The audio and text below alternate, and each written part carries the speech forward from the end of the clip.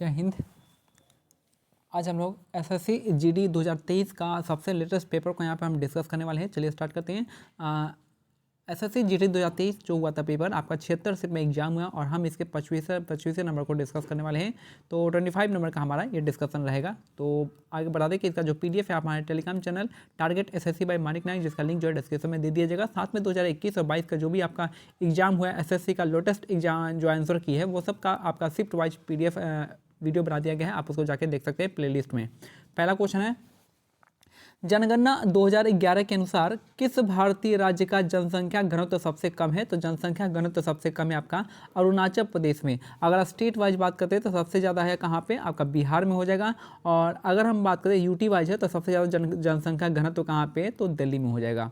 तो जनगणना 2011 के अनुसार किस भारतीय राज्य का जनसंख्या घनत्व सबसे कम है? तो अरुणाचल प्रदेश सबसे कम हो जाएगा और 17 हो जाएगा टोटल मिला के। नेक्स्ट है, अब बिहार का कितना है? 1106 के आसपास है। नेक्स्ट है, 26 नवंबर 1949 को डॉक्टर राजेंद्र प्रसाद ने सभा के अध्यक्ष के रूप में दस्तावेज पर हस्ताक्षर किए। यह किस दस्तावेज के बारे में बात की जा रही है? तो ये हो जाएगा आपका भारतीय संविधान की बात की जा रही है। तो भारतीय संविधान पे लोगों ने साइन किया था। 26 नवंबर 1949 को डॉक्टर राजेंद्र प्रसाद ने सभा के अध्यक्ष के रूप में दस्तावेज पर हस्ताक्षर किए। यह किस दस्तावेज के बारे में बात की जा रही है? तो भारतीय संविधान की बात की जा रही है। नेक्स्ट है, क्वेश्चन नंबर 3 कराएं, वेम्पति चिन्ना सत्यम जो है किस नृत्य शैली में अपनी पहचान बनाया है? तो ये आपका कुचिपुड़ी नृत्य में इन्होंने अपना स्थान बनाया है। तो वेम्पति चिन्ना सत्यम जो आपका कुचिपुड़ी के सबसे महत्वपूर्ण जो है आपके यहाँ पे नृत्य शैली में अपनी पहचान बनाई है। और कुचिपुड़ी में और कौन कौन से हो जाएंगे? तो जो है आपको पद्मजा रेड्डी का नाम याद रखना पड़ेगा और अपर्णा सतीशन का नाम याद रखना पड़ेगा। नेक्स्ट है, घरेलू मुद्रा के संदर्भ में विदेशी मुद्रा की एक इकाई की कीमत क्या होती है? तो मौद्रिक विनिमय दर कहलाती है। तो घरेलू मुद्रा के संदर्भ में विदेशी मुद्रा की एक इकाई की कीमत जो आती है आपकी मौद्रिक विनिमय दर कहलाती है। नेक्स्ट है, किसने जून 2022 में महाराष्ट्र के नए मुख्यमंत्री के रूप में शपथ लिया है? तो महाराष्ट्र के नए मुख्यमंत्री बने हैं एकनाथ शिंदे, इसका करेक्ट आंसर हो जाएगा। तो किसने जून 2022 में महाराष्ट्र के नए मुख्यमंत्री के रूप में शपथ लिया है? तो एकनाथ शिंदे, इसका करेक्ट आंसर हो जाएगा। नेक्स्ट है, क्वेश्चन नंबर 6 कह रहे हैं यहाँ पे कि भारतीय भारोत्तोलक सखोम मीराबाई चानू ने 2021 में उस समय इतिहास रच दिया जब वे टोक्यो ओलंपिक में रजत पदक जीतने वाली पहली भारतीय भारोत्तोलक बनी थी। तो भारतीय भारोत्तोलक सखोम मीराबाई चानू ने 2021 में उस समय इतिहास रच दिया जब वे टोक्यो ओलंपिक में रजत पदक जीतने वाली पहली भारतीय भारोत्तोलक बनी थी। नेक्स्ट है, क्वेश्चन 7, सरकार की प्राप्तियां जो देयता सृजित करती है या वित्तीय परिसंपत्तियां को कम करती है तो उनको हम पूंजीगत प्राप्ति के रूप में कहते हैं। तो सरकार की प्राप्तियां जो देयता सृजित करती है या वित्तीय परिसंपत्ति को कम करती है तो इसको हम पूंजीगत प्राप्तियां कहते हैं। नेक्स्ट है, निम्नलिखित में से कौन सा वसंत उत्सव गोवा में मनाया जाता है? तो गोवा में जो वसंत उत्सव है आपका सिग्मो फेस्टिवल कहते हैं। तो सिग्मो फेस्टिवल आपको कहाँ मनाते हैं? तो गोवा, इसका करेक्ट आंसर हो जाएगा। मीमकूट आपका मिजोरम में हो जाएगा, लोसार आपका लद्दाख में, रॉफ आपका जम्मू कश्मीर में, रॉफ हफीजा जम्मू कश्मीर।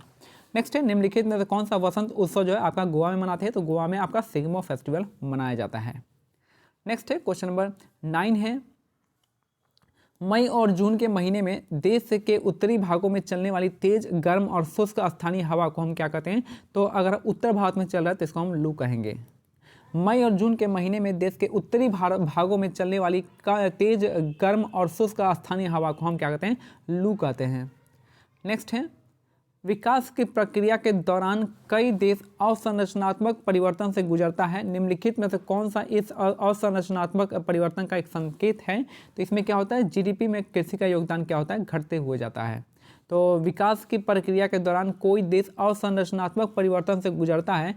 निम्नलिखित में से कौन सा इस अवसंरचनात्मक परिवर्तन का एक संकेत है? तो आपका जीडीपी में कृषि का योगदान क्या होता है? घटते जाता है और सर्विसेज का जो है बढ़ते जाता है। नेक्स्ट है, कबड्डी खेल के मैदान में किनारों पर चिन्हित लॉबी की चौड़ाई कितनी होती है? तो ये आपका 1 मीटर का होता है। तो कबड्डी खेल के मैदान में किनारों पर जो चिन्हित लॉबी की चौड़ाई जो होती है आपकी 1 मीटर होता है। नेक्स्ट है, किस देश का संविधान सबसे लंबा लिखा गया है? तो जो है भारत का संविधान जो है सबसे लंबा है। तो भारत का संविधान जो है सबसे बड़ा भी है और सबसे लंबा, सबसे विस्तृत भी आपका भारत का संविधान है। नेक्स्ट है, किसी विलगित परमाणु के नाभिक के केंद्र और बाह्यतम कोश के बीच की दूरी को क्या कहा जाता है? तो परमाणु का आकार कहा जाता है। तो किसी विलगित परमाणु के नाभिक के केंद्र और बाह्यतम कोश के बीच की दूरी को क्या कहते हैं? तो परमाणु का आकार इसका करेक्ट आंसर हो जाएगा। नेक्स्ट है, निम्नलिखित में से किसे नाट्यशास्त्र का रचयिता माना जाता है? तो नाट्यशास्त्र के रचयिता आपके भरत मुनि हो जाएंगे। तो भरत मुनि जो आपका किसके हैं? नाट्यशास्त्र के रचयिता कहा जाते हैं। तो भरत मुनि इसका करेक्ट आंसर हो जाएगा। नेक्स्ट है, शहरी जल संतुलन योजना में चिन्हित परियोजनाओं के आधार पर सिटी वाटर एक्शन प्लान, जिसको हम city water action plan CWAP तैयार किया जाएगा।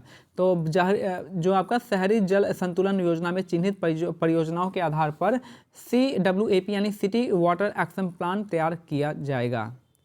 नेक्स्ट है, निम्नलिखित में से कौन सा नवंबर 2022 में भारत के गोपालगंज बिहार के से विधानसभा के क्षेत्र के सदस्य बने हैं? तो कुसुम देवी इसका करेक्ट आंसर हो जाएगा।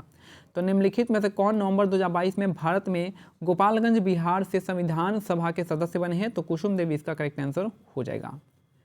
नेक्स्ट है 7 नंबर, तिल उत्तर में खरीफ की फसल और दक्षिण भारत में रबी की फसल कहलाती है। तो तिल को जो है उत्तर में जो है खरीफ की फसल और दक्षिण भारत में रबी की फसल कहलाते हैं। नेक्स्ट है, भारतीय संविधान का कौन सा अनुच्छेद जो है राज्य की सरकार के कार्य का संचालन करती है? तो आर्टिकल 166 इसका करेक्ट आंसर हो जाएगा। तो भारतीय संविधान का कौन सा अनुच्छेद जो है राज्य सरकार के कार्य का संचालन करती है? तो आर्टिकल 166 इसका करेक्ट आंसर हो जाएगा।